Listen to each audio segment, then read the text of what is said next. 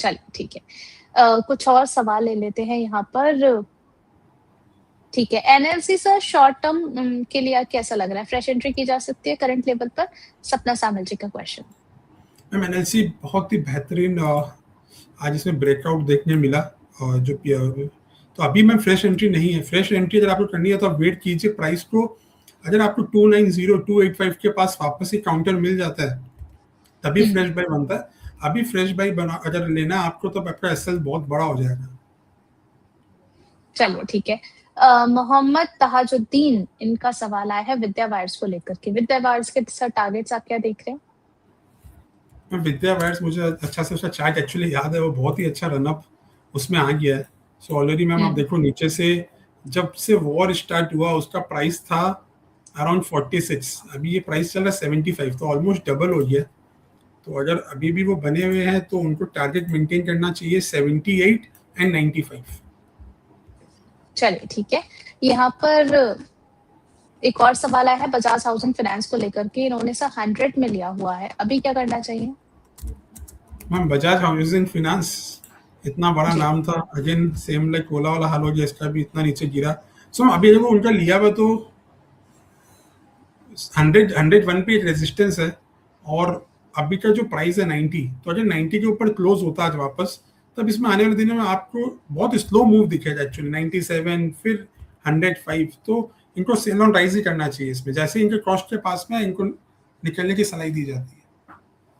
चलिए ठीक है। नेक्स्ट यहाँ पे सर प्राज इंडस्ट्रीज के बारे में भी हमारे एक प्राइम मेंबर ने क्वेश्चन पूछा है।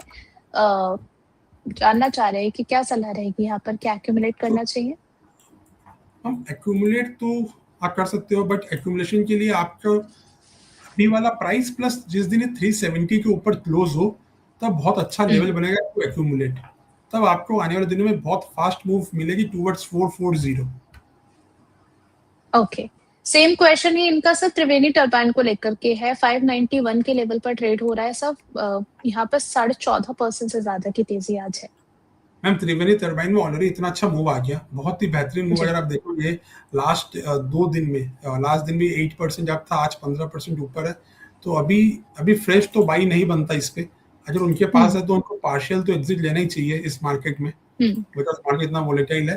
अगर ये आज 580 के ऊपर क्लोज देने में कामयाब रहता है, अभी 590 चल रहा है, अगर 580 के ऊपर क्लोज देता है तब आने वाले दिनों में आपको 640 एंड 650 के लेवल्स भी देख सकते हो। ओके, माला सिन्हा जी का सवाल आया है सर परसिस्टेंट सिस्टम को लेकर के। और परसिस्टेंट थोड़ा सा वीक हो गया, आज इसमें फॉल देखने मिला है। सो परसिस्टेंट एक रेंज में चल रहा है 5275 और 5538, तो बड़ी रेंज है, इसको आप अवॉइड करो। परसिस्टेंट में फ्रेश बाई तो नहीं बनती बिकॉज वो एक रेंज में चल रहा है। So no view on Persistent to buy और सेल अभी।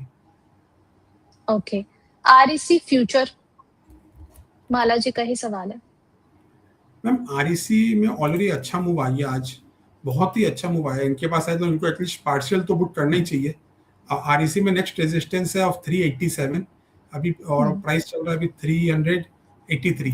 तो यहाँ पे रेजिस्टेंस है, तो यहाँ पे उनको पार्शियल बुक करना चाहिए आरईसी।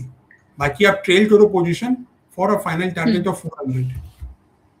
ओके, नेक्स्ट यहाँ पे sir Finolex cables short term target जानना चाह रही हैं। फिनोलेक्स जी, फिनोलेक्स केबल शॉर्ट टर्म में, फिनोलेक्स केबल में 990 ही शॉर्ट टर्म बनता है। तो लेट्स सी 990 में क्या करता है ये, 985 से 990।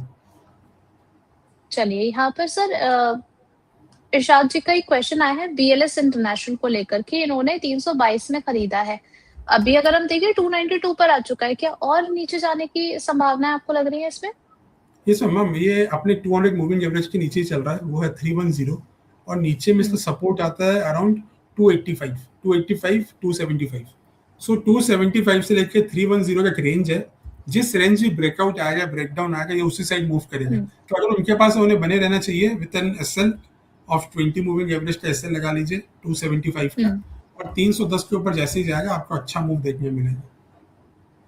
चलिए एलएनटी में शॉर्ट बन सकता है क्या, ये सवाल आया है महेश चौधरी जी का। नहीं मैम, एल&टी पे अभी हुआ कि एल&टी में इतने गैप्स है, सो अभी एल&टी में गैप बनता है 3978।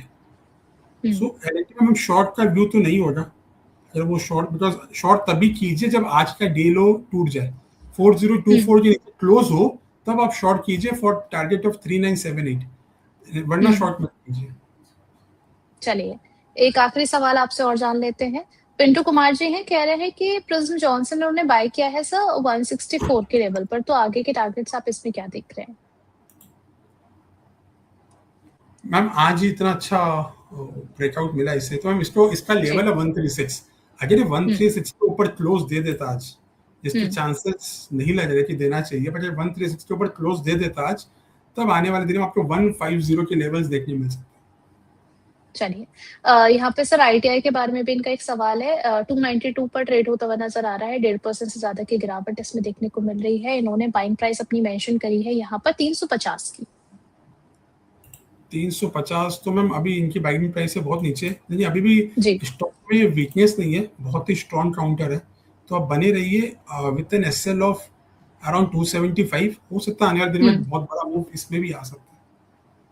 चलिए ठीक है, यहाँ पर जो है हमारे साथ एक और गेस्ट हमारे साथ जुड़ चुके हैं, चंद्र सुराना सर। वेलकम है सर आपका फाइनेंस ज्ञानी पर। चंद्र सर आप मुझे सुन पा रहे? नमस्ते ऋषि जी, थैंक यू शो पे बुलाने के लिए। सर मुझे लग रहा है इतना ज्यादा डिस्टेंस है, मेरी आवाज पहुंचते पहुंचते बहुत टाइम लग जाता है चंद्र सर आपके पास तक। मुझे कंफर्म करना पड़ता है चंद्र सर मेरी आवाज आ रही है आपके पास, नहीं आ रही है?